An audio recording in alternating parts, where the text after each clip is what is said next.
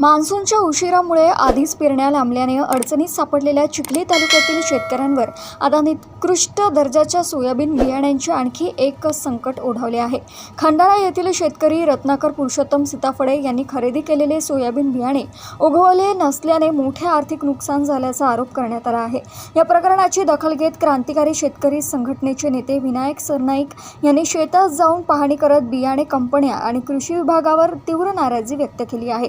शेतकऱ्यांच्या म्हणण्यानुसार काही कंपन्या कमी दरात सोयाबीन खरेदी करून त्यावर प्रक्रिया करत तेच बियाणे म्हणून अनेक पटींनी जास्त दराने विक्री करतात।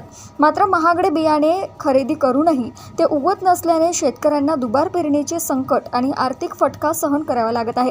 रत्नाकर सीताफळे यांनी चिखली येथील कृषी केंद्रातून इनोव्हेज कंपनीचे महादेव लॉट क्रमांक 12060 हे सोयाबीन बियाणे खरेदी करून पेरणी केली होती। मात्र बियाणे न उगवल्याने त्यांचे मोठे नुकसान झाले असल्याचा दावा करण्यात आला आहे। यावेळी विनायक सरनाईक यांनी संबंधित कंपनीने तातडीने शेताची पाहणी करून शेतकऱ्यांना मोफत दुबार पेरणीसाठी बियाणे उपलब्ध करून द्यावे, अन्यथा कृषी विभागाने संबंधित कंपनीवर फौजदारी गुन्हे दाखल करावे अशी मागणी केली। दरम्यान बियाणे कंपन्यांच्या टोल फ्री क्रमांकावर संपर्क साधूनही प्रतिसाद मिळत नसल्याची तक्रार शेतकऱ्यांनी केली आहे। कृषी विभागाच्या चौकशीची वाट पाहावी की तातडीने दुबार पेरणी करावी अशा संभ्रमात शेतकरी अडकल्याचे चित्र असून दोषी कंपन्यांवर कठोर कारवाई करून पीडित शेतकऱ्यांना त्वरित न्याय द्यावा अशी मागणी होत आहे। बालाजी कृषी केंद्रामधून इनोव्हेज कंपनीचे महादेव व्हेरायटी म्हणून सोयाबीनच्या 3 बॅग आणल्या होत्या। 25 किलोची बॅग 3750 रुपयाची आहे आणि ती आणल्यानंतर आम्ही 27 तारखेला पेरणी केली। पेरणी केल्यानंतर 8-10 दिवसात पाहिलं तर हे बियाणं पूर्ण फेल निघलं, याला उगवण शक्तीच नव्हती।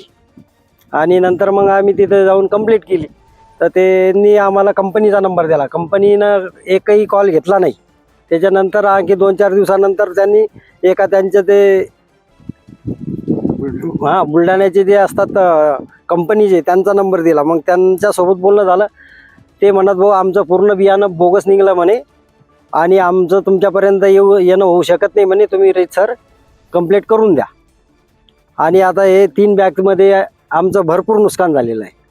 बरं, आता काय तक्रार केली का तुम्ही कृषी विभागामध्ये आम्ही तक्रार केली रीतसर आणि आम्हाला होता तर जे आमची नुकसान झाली ते कंपनीने भरून द्यावी। साधारण किती नुकसान झालं तुमचं? नुकसान म्हणजे आमचं आता 75% नुकसान झालेलं आहे। 25% समजा आहे आता आहे आणि आता याला घडमोड काही करता पण येत नाही, वेळ निघून गेली आहे। शासनाकडे काय मागणी होती? शासनाला आमची हीच मागणी आहे की आम्हाला योग्य न्याय देण्यात यावा। अनेक शेतकऱ्यांच्या शेकडो तक्रारी कृषी विभागात दाखल आहे। जिल्हाभर बियाणं उगवल्या नसल्याच्या असंख्य तक्रारी आहेत। निकृष्ट दर्जाचं बियाणं येतं कुठून याचा शोध कृषी विभागानं घेतला पाहिजे, परंतु दरवर्षी हेच आमच्या शेतकऱ्यांच्या पदरी पडतंय। बियाणं येतंय मार्केटमध्ये आणि शेतकरी पेरतो आणि ते उगवत नाही। आणि यात होतं काय तर जे काय कृषी विक्रेते आहेत ते कृषी विक्रेते कंपनीवर लोटतात आणि कंपनी आमच्या शेतकऱ्यावर लोटते। मात्र शेतकऱ्यांना न्याय मिळायला तयार नाही।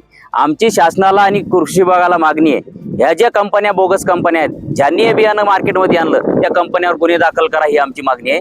आम्ही शेतकरी संघटनेच्या वतीनं तीव्र स्वरूपाचं आंदोलन भविष्यात छेडणार आहे। आमचं शासनाला आजही आम्ही सांगतो की शेतकऱ्यांना हे पंचनामे आणि याचा पास न घालता तात्काळ या शेतकऱ्यांना नुकसान भरपाई दिली पाहिजे। आणि ज्या बोगस कंपन्या आहेत, ज्या कंपन्याच्या शेकडो तक्रारी तुमच्याकडे दाखल आहेत त्या कंपन्यावर तात्काळ गुन्हे दाखल करा। या संदर्भात मी सांगू इच्छितो की बाजूच्या शेतकऱ्याचं बियाणं उगवतंय, चारी बाजूच्या शेतकऱ्यांचं बियाणं उगवतं आणि या शेतकऱ्याचं बियाणं का उगवत नाही तर या कंपनी शोध काय लावती तर यात कंपनी म्हणते की त्या शेतात आदळणी पाणी पडला असेल। अरे बाबा, त्या एकाच शेतात आदळणी पाणी पडला का? बाजूच्या शेतात पडला नाही असं झालं का? मुद्दाम हे टाळाटाळ करण्याचा प्रयत्न करतात। हे बियाणं 100% बोगस आहे। या कंपन्यावर तात्काळ गुन्हे दाखल झाले पाहिजे। यामध्ये नामांकित कंपन्या आहे, इनोव्हेज कंपनी जी आहे, या इनोव्हेज कंपनीला शेतकरी सातत्याने फोन करतोय आठवड्याभरापासून, परंतु कोणी खरात नावाचा अधिकारी आहे तो अधिकारी या शेतात अद्यापपर्यंत फिरकला नाही। त्या अधिकाऱ्याचं काम नव्हतं का? या कृषी विक्रेते आहेत त्या कृषी विक्रेत्याचं या शेतात येऊन पाहण्याचं काम नव्हतं का? अरे तुम्हाला थोड्या जरी लाजा वाटू द्या, थोडं ती जनाची नाही तर मानाची वाटू द्या। शेतकऱ्याला दुबार पेरणीचं संकट शेतकऱ्यावर आलेलं आहे। तात्काळ शासनाने याचे पंचनामे करून तात्काळ शेतकऱ्यांना नुकसान भरपाई दिली पाहिजे आणि या कंपन्यांवर गंभीर स्वरूपाचे गुन्हे दाखल झाले पाहिजेत। देशोन्नतीसाठी समाधान गाडेकर यांची रिपोर्ट।